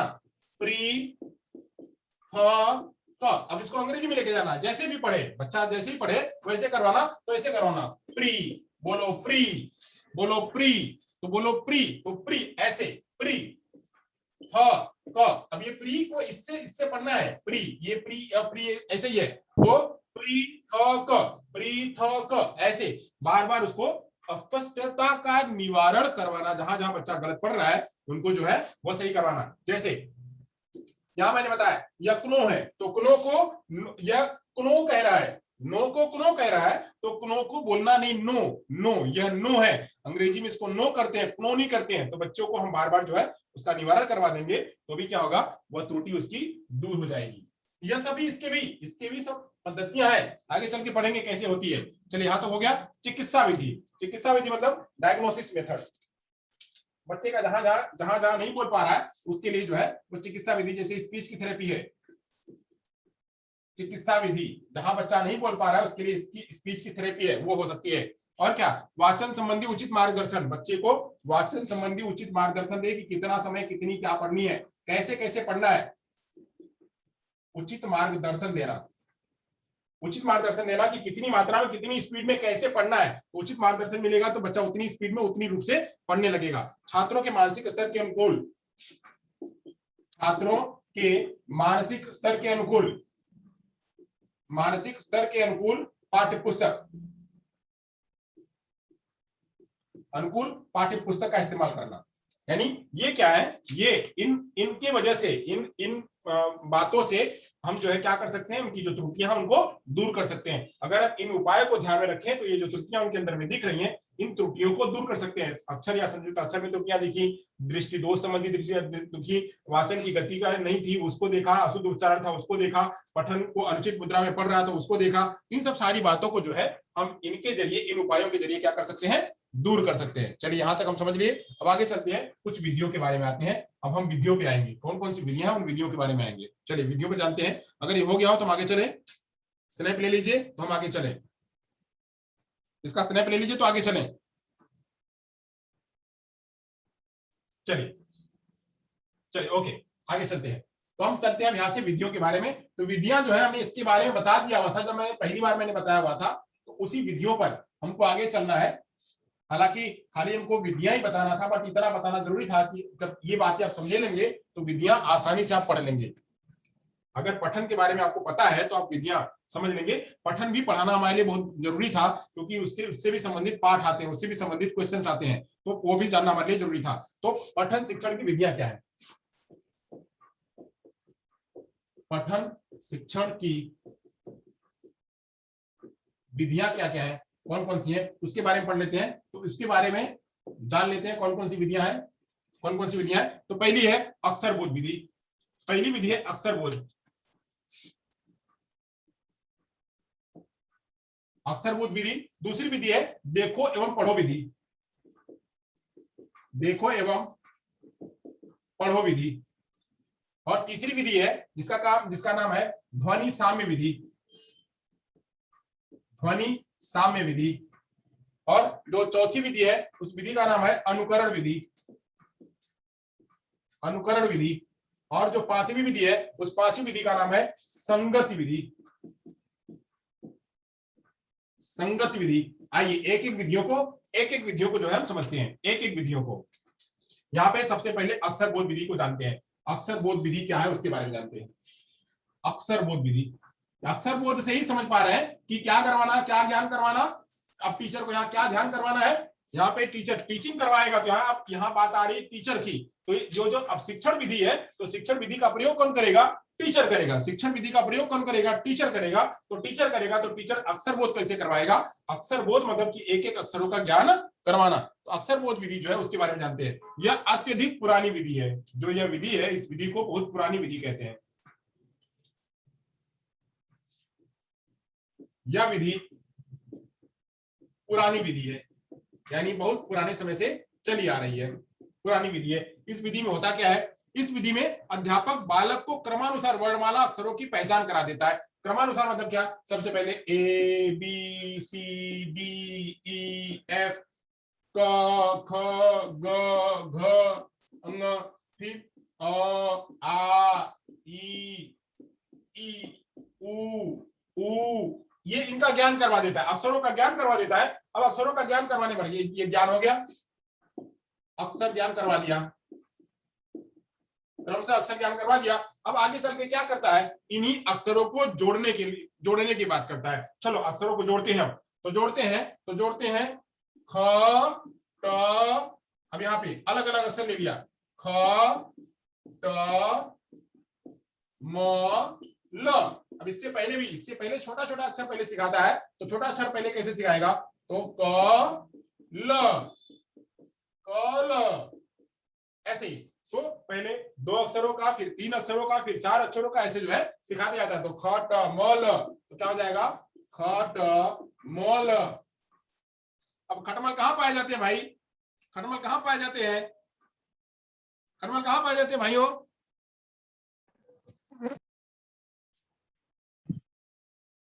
ओके चलिए, जस्ट जो हाँ।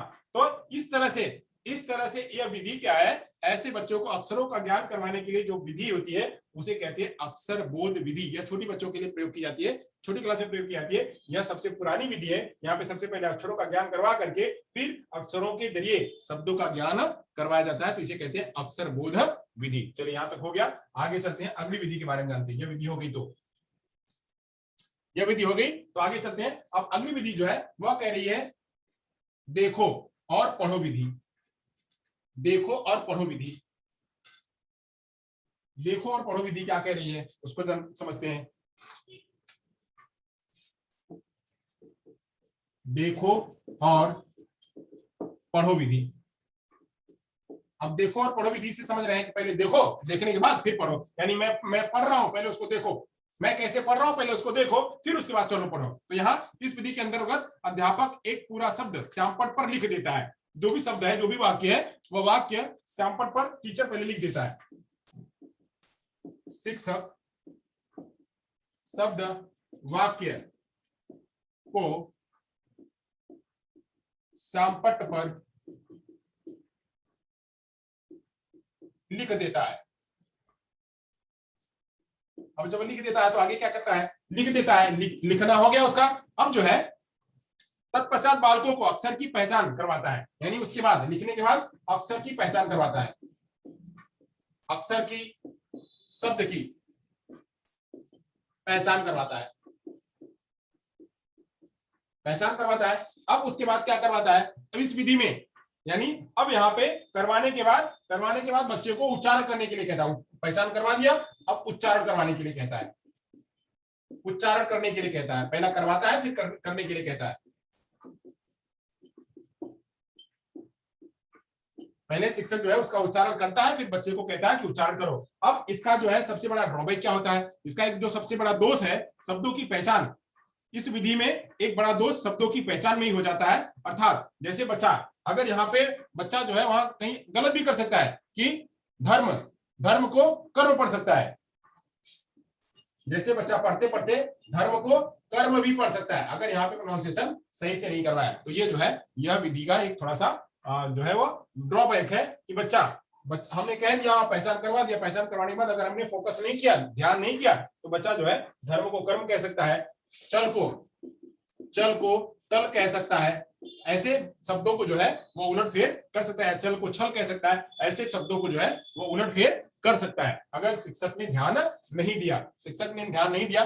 दूसरा ड्रॉबैक क्या होता है, शिक्षक जैसा बोलेगा, दूसरा ड्रॉबैक ये भी है कि शिक्षक जैसा बोलेगा, शिक्षक अगर गलत बोल रहा है तो बच्चा जो है यहाँ गलत बोलेगा। तो यहाँ पे शिक्षक को क्या करना है, शिक्षक को सही उच्चारण करना है, ताकि बच्चे सही उच्चारण कर सके। यहाँ पे जब अगर बच्चा शुरू में इनिशियल स्टेज में जब बच्चों को ज्ञान करवा रहा है, रीडिंग करवा रहा है, तो शिक्षक को उसका पूरा का पूरा ज्ञान होना चाहिए, यह शिक्षक के लिए जरूरी है। चलिए आगे चलते हैं, यह विधि हो गई। अगली विधि चलते हैं, ध्वनि साम्य विधि। ध्वनि साम्य विधि के बारे में बात करते हैं। यह विधि क्या है, ध्वनि साम्य विधि क्या कहती है? तो ध्वनि साम्य विधि जो है वह कहती है, ध्वनि साम्य विधि यह क्या कहती है, यह कहती है इस विधि में इस बात का विशेष ध्यान रखा जाता है कि प्रारंभिक अवस्था में बालकों के सामने वही शब्द रखे जाए जिन्हें वह ग्राह्य कर सकते हैं। यानी यहाँ पे प्राथमिक बच्चों के सामने वही शब्द रखे जाते हैं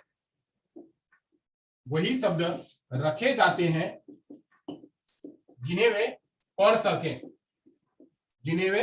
सकें, जैसे मैंने कहा था क धन ल, तो क ल, ऐसे ही का धन ल, काल, चाल, ताल, पाल, नाल, हाल, ऐसे इन सब चीजों का जो बच्चे ग्राह्य कर सकते हैं उन्हीं शब्दों को जो है वह रखना चाहिए। यह विधि जो है, यह विधि प्रारंभिक बच्चों के लिए होती है, प्रारंभिक बच्चों के लिए यह विधि उपयुक्त है, यह विधि उपयुक्त है प्रारंभिक बच्चों के लिए। इसमें वाचन निपुणता के में लाने में यह मदद करती है। यानी ध्वनि साम्य विधि क्या है, वाचन में निपुणता लाने के लिए, वाचन में निपुणता लाने के लिए इसका प्रयोग किया जाता है। वाचन में निपुणता लाने के लिए इस विधि का प्रयोग किया जाता है। इससे जो है बराबर लगातार बच्चों को वाचन करवा करके बच्चे की जो वाचन स्किल्स, जहां बच्चा त्रुटि कर रहा था उन त्रुटियों को क्या है इससे दूर करवा सकते हैं। चलिए अगर हो गया हो तो आगे चले अब अनुकरण विधि की बात करते हैं। अनुकरण विधि क्या है उसके बारे में चर्चा करते हैं। हो गया हो तो आगे चले, चलिए आगे चलते हैं। ये हो गया। अब अनुकरण विधि क्या है, अनुकरण विधि में अब यहाँ पे जैसे अनुकरण का मतलब पता चल रहा है, अनुकरण ही जो है वह नकल करना, बच्चा जो है वह नकल करते चलता है। यह विधि मॉन्टेसरी शिक्षा प्रणाली की नहीं, संगत की विधि है। अनुकरण विधि, इस विधि में अध्यापक एक एक शब्द का उच्चारण करता चलता है। अनुकरण विधि में क्या है, एक एक शब्द का जो है टीचर उच्चारण करता है, वैसे ही बच्चे भी उच्चारण करते हैं। एक एक शब्द का उच्चारण शिक्षक करता है, एक एक शब्द का उच्चारण शिक्षक करता है। फिर उसके बाद क्या होता है, फिर उन्हीं का नकल, उन्हीं का अनुकरण बच्चे करते हैं। पुस्तक में जो जो भी लिखा हुआ, जैसे आज भारी बरसात, ये एक एक शब्द, आज भारी बरसात होने वाली है, ऐसे। तो ऐसे जो है ये एक एक अक्षरों को, एक एक शब्दों को टीचर जो है वह उच्चारण करता है और बुलवाते चला जाता है। यह विधि अंग्रेजी भाषा शिक्षण में ज्यादा उपयोगी है। यहाँ पे यह अंग्रेजी भाषा शिक्षण के लिए, यहाँ पे हिंदी भाषा मतलब सेकंड लैंग्वेज के लिए, जो फर्स्ट लैंग्वेज में जरूरत तो नहीं पड़ती है, बट सेकंड लैंग्वेज के लिए, हिंदी वालों के लिए सेकंड लैंग्वेज जो है वो इंग्लिश भाषा है। तो इंग्लिश को समझना, इंग्लिश के प्रयोग कराने के लिए जो है जरूरी होती है। अंग्रेजी भाषा के लिए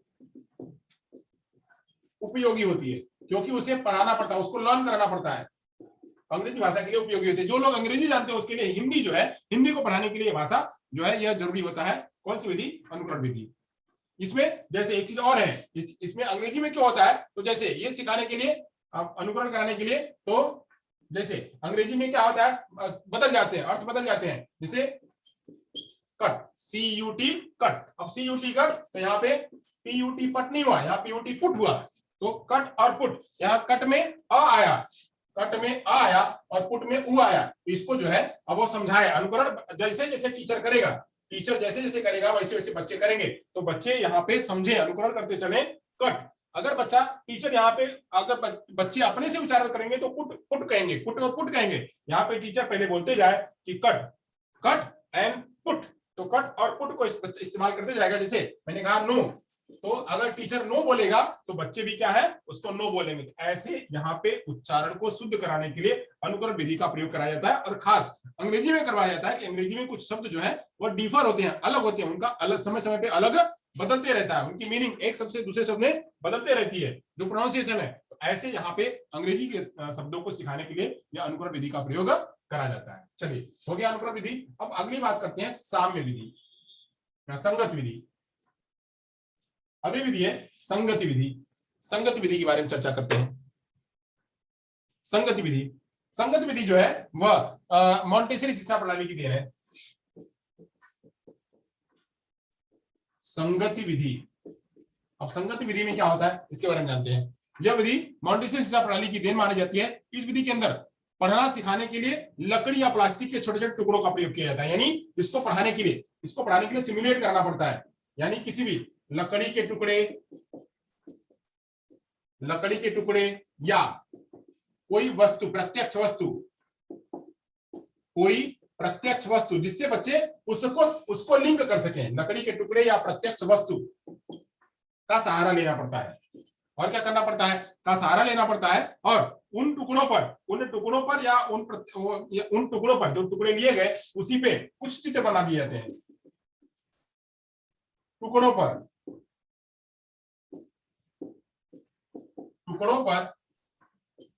कुछ चित्र बना दिए जाते हैं और उन चित्रों के जरिए चित्र बना दिए जाते हैं। अगर टुकड़े लिए तो, अगर प्रत्यक्ष वस्तु है तो फिर टुकड़े चित्र बनाने की जरूरत नहीं है। फिर उन चित्रों पर नाम लिख दिए जाते हैं, और उनका नाम का जो है फिर उच्चारण करवाते हैं। उसके बाद नाम का उच्चारण करवाते हैं, नाम का उच्चारण करते हैं।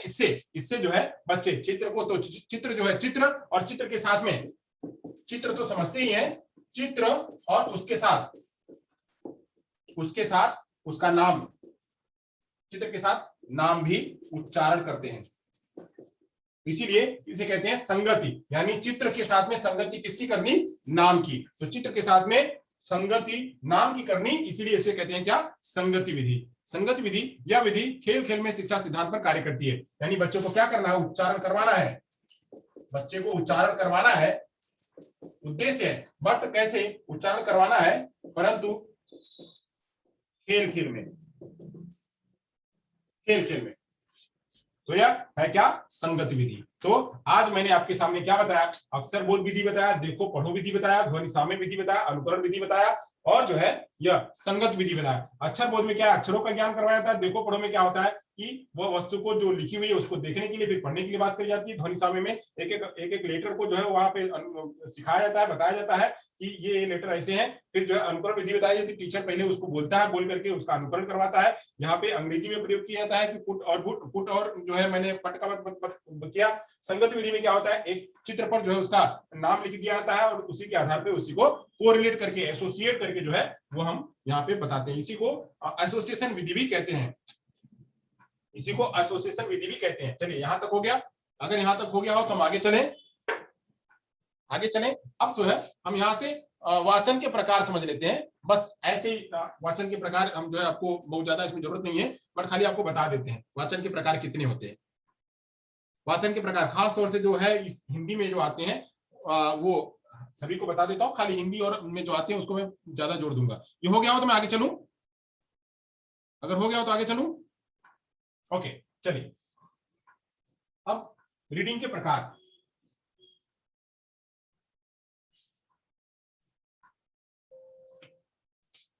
जो पठन है, पठन के प्रकार, पठन के प्रकार, पठन के प्रकार कैसे होते हैं? तो पठन के प्रकार 4 भागों में होते हैं। 4 भागों में पहला जो है उद्देश्य के आधार पे, उद्देश्य के आधार पर। दूसरा जो है वो सामग्री के आधार पर, सामग्री के आधार पर। और तीसरा जो है वह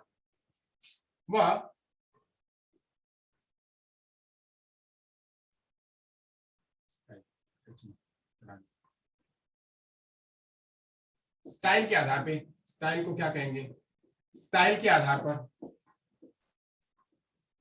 स्टाइल के आधार पर। फिर जो है अगला जो है सहायता के आधार पर, सहायता के आधार पर। अब ये जो है इन आधारों पर जो है हम इसके प्रकार डिसाइड करते हैं, इसके प्रकार डिसाइड करते हैं। तो जो उद्देश्य है, उद्देश्य में पहला उद्देश्य जो होता है वह विकास करना। पहला जो है डेवलपमेंटल होता है, विकास। यहाँ पे बच्चों का रीडिंग विकास करना होता है, इसलिए इसका प्रयोग किया जाता है। जो दूसरा है इसको कहते हैं उपचारात्मक। बच्चों के लिए अगर कोई समस्या है तो उस समस्या का बच्चे अगर रीडिंग नहीं कर पाते हैं तो उपचारात्मक होता है। जो तीसरी है उसे कहते हैं क्रियात्मक। बच्चे को फंक्शनल सिखाया जाता है कि उसका वाक्यों का प्रयोग SVO में कहाँ करना है, कैसे करना है, तो इसको प्रयोग करने के लिए इसका करवाया जाता है। और जो चौथा है वो मनोरंजनात्मक होता है, यानी मनोरंजन करने के लिए इसका प्रयोग करा जाता है। तो ये जो है विकासीय, उपचारात्मक, क्रियात्मक और मनोरंजनात्मक उद्देश्य जो है वो रीडिंग होते हैं। वहीं जो है सामग्री के आधार पे जो होता है वो सामग्री के आधार पे एक होता है वार्तालाप, वार्तालाप, वार्तालाप प्रकार की रीडिंग। और दूसरी जो है वो दूसरी होती है लेखन आधारित।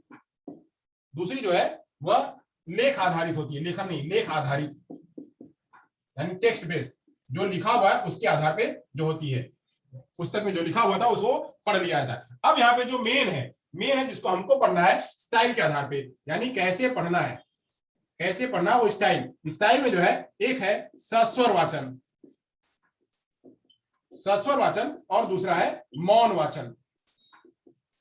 मौन वाचन, सस्वर वाचन को आदर्श वाचन भी कहते हैं। यहाँ पे टीचर क्या करता है, टीचर एक तो बच्चे उच्चारित करवाते हैं, दूसरी जगह पे जो है आदर्श वाचन कराते समय शिक्षक जो क्या करता है, शिक्षक पुस्तक को लेकर के पढ़ता है और एक एक शब्दों को समझाते हुए जाता है, बताते जाता है, तो उसे कहते हैं जो है आदर्श वाचन। वो पुस्तकों को लेकर के बिल्कुल समय पे अच्छी जगह पे रह करके बिल्कुल उतार चढ़ाव में हर एक चीजों को पालन करते हुए जब पढ़ाया जाता है तो उसे कहते हैं आदर्श वाचन। तो यहाँ पे सस्वर वाचन और मौन वाचन ये रीडिंग की स्टाइल है। इस स्टाइल पे तेज तेज पढ़ करके रीडिंग करना और दूसरा मन में पढ़ना, उसको कहते हैं मौन वाचन।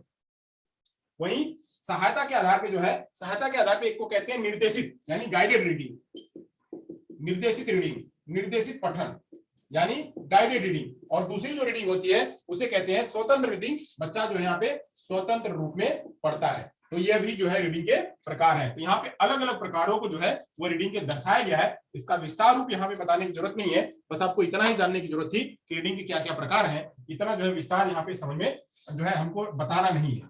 चलिए, तो ये अगर हो गया हो तो हम आगे चले। इसका स्नैप ले लीजिए आप लोग, तो हम आगे चले, आगे चले। हो गया तो आगे चले। जी सर। चलिए,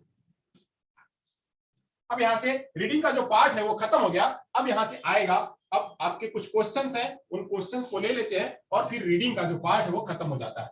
मैं इसलिए थोड़ा सा एक्स्ट्रा ले लिया हूं क्योंकि खत्म हो जाए, फिर वो बाद में बीच में जो है वो मुद्दा आए ना। चलिए यहां से हम जो है वो प्रश्न ले लेते हैं।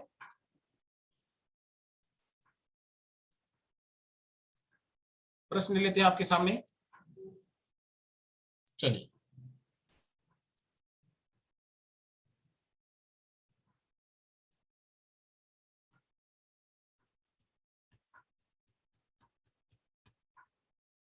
प्रश्न प्रश्न में पहला प्रश्न है आपके सामने, आपकी स्क्रीन पे, ध्यान से देखिएगा और जवाब दीजिएगा। रीडिंग से ही संबंधित है, ध्यान से देखिएगा। पहला प्रश्न आपकी स्क्रीन पे है। पहला प्रश्न ये है कि मौन वाचन की प्रमुख विशेषता है। मौन वाचन की प्रमुख विशेषता है क्या? पढ़ना, मनोरंजन, अर्थ ग्रहण करते हुए तेजी से पढ़ना, पिछड़ेपन को दूर करना। मौन वाचन की प्रमुख विशेषता है पढ़ना, मनोरंजन, अर्थ ग्रहण करते हुए तेजी से पढ़ना, पिछड़ेपन को दूर करना। कौन सी इसकी विशेषता है? मौन वाचन की प्रमुख विशेषता है पढ़ना, मनोरंजन, अर्थ ग्रहण करते हुए तेजी से पढ़ना, पिछड़ेपन को दूर करना। जवाब जवाब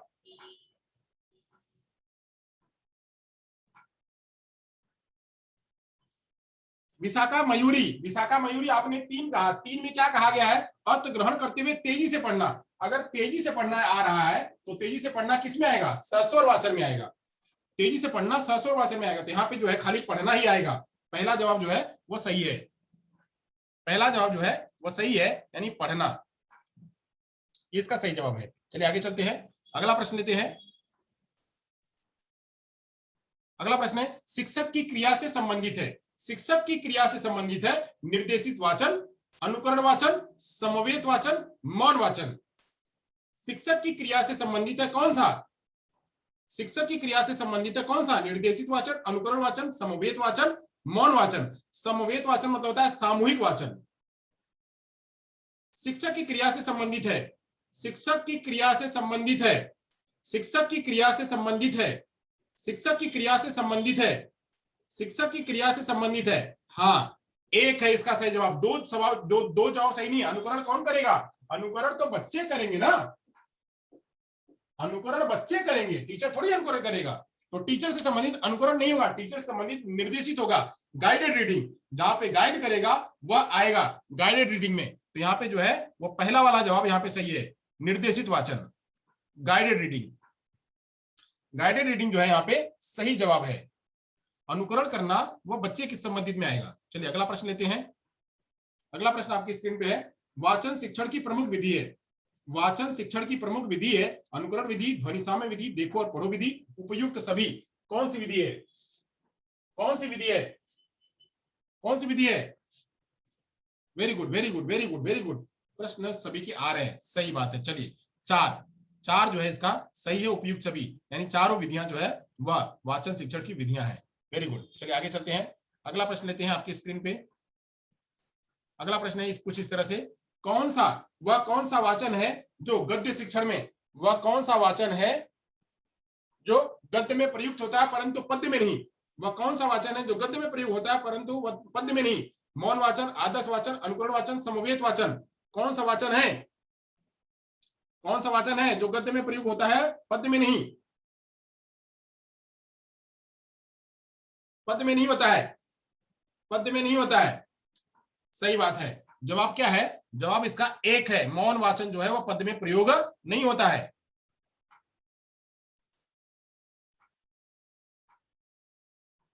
और बाकी सारे गद्य में प्रयोग होते हैं।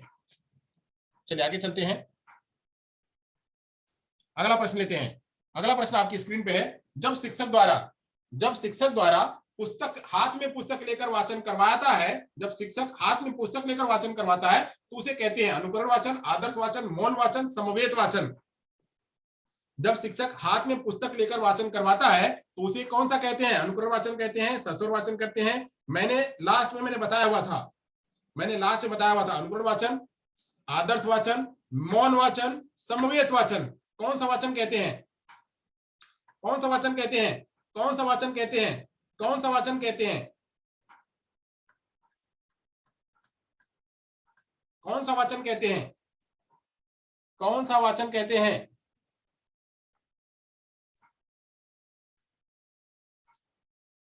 हाँ, अगर यहाँ पे सबसे बेहतर अनुकरण वाचन में करवाया तो जाता है, अनुकरण वाचन में टीचर डिक्टेट करवाता वहां पे बच्चे करते हैं, बट यहाँ पे आदर्श वाचन जो है वह सटीक जवाब है। यहाँ पे आदर्श वाचन कौन करवाता है? तो शिक्षक जो है वह हाथ में पुस्तक लेकर के आदर्श वाचन कराता है, सारी बातों को ध्यान में रख करके। इसका जो सही जवाब होगा वह आदर्श वाचन होगा। अनुकरण वाचन भी सही है, बट अनुकरण वाचन से बेहतर जो जवाब है वो आदर्श वाचन है। चलिए आगे चलते हैं, अगला वाला प्रश्न लेते हैं। समवेत वाचन क्या है? सही बात है, समवेत वाचन मैंने बताया तो था अभी समवेत वाचन क्या है। समवेत वाचन मैं आपको बताने वाला था। समवेत वाचन ये आ रहा बार बार। समवेत वाचन मतलब होता है सामूहिक। सारे बच्चे सामूहिक रूप में पढ़ रहे हैं, जब सामूहिक रूप में पढ़ते हैं तो उसे कहते हैं समवेत वाचन। सारे बच्चे जब सामूहिक रूप में सभी एक साथ में पढ़ रहे हैं, जैसे बोले एक ने बोला, एक यहाँ पे बोल रहा है आओ तो सभी बोले आओ, मिलकर तो मिलकर, गाएं तो सारे बच्चे गाएं, एक आकर के डिक्टेट करवा रहा, बाकी सारे बच्चे एक साथ में बोल रहे हैं तो उसे कहते हैं समवेत वाचन, सामूहिक वाचन। चलिए आगे चलते हैं। निम्न में से वह कौन सा कौशल है? निम्न में से वह कौन सा कौशल है जो विद्यार्थियों को स्मरण में सर्वाधिक योगदान करता है? निम्नलिखित में से वह कौन सा कौशल है जो विद्यार्थियों को स्मरण में सर्वाधिक योगदान करता है? सस्वर वाचन, द्रुत वाचन, गंभीर वाचन, समवेत वाचन। कौन सा वाचन है? कौन सा वाचन है जो विद्यार्थियों को याद करने में ज्यादा मदद करता है, स्मरण करने में ज्यादा मदद करता है, स्मरण करने में ज्यादा मदद करता है? जवाब जवाब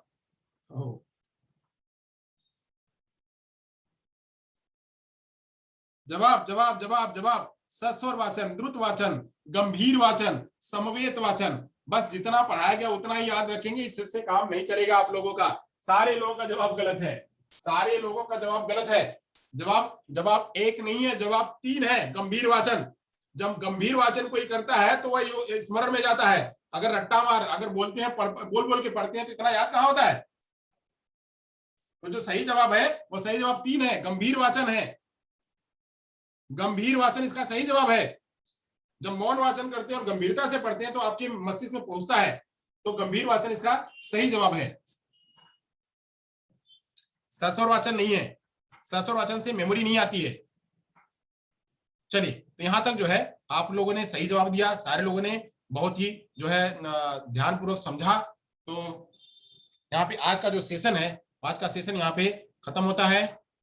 थैंक यू सो मच। सभी लोग वीडियो को लाइक करिएगा, शेयर करिएगा, देखिएगा, ज्यादा से ज्यादा लोगों तक पहुंचाइएगा। अब यहां से किसी का कोई प्रश्न है तो हमसे पूछ ले। अगर यहां से किसी का कोई प्रश्न है तो पूछे। 6:30। द्रुत वाचन मतलब बहुत फास्ट, द्रुत मतलब स्पीडली, द्रुत वाचन मतलब स्पीडली, बहुत तेजी से पढ़ना, इसकी स्पीड पढ़ने की ज्यादा है। द्रुत वाचन फटाफट फटाफट फटाफट फटाफट पढ़ के खत्म कर दिया, उसको कहते हैं द्रुत वाचन। ओके, और किसी का प्रश्न? और किसी का कोई प्रश्न?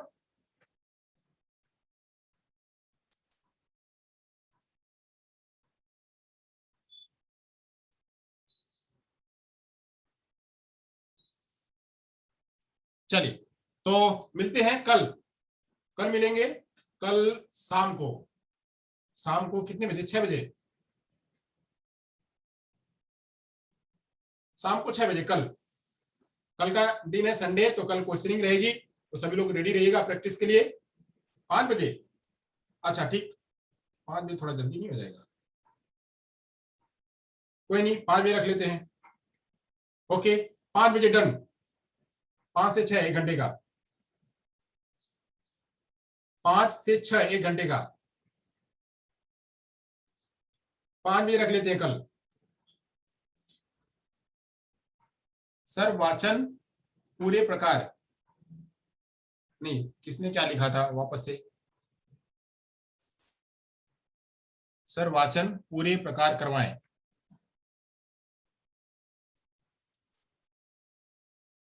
अच्छा, वाचन के प्रकार पूरा पढ़ना है, वो रीडिंग में आएगा, आप लोगों के रीडिंग में आएगा, उतना जरूरत नहीं है।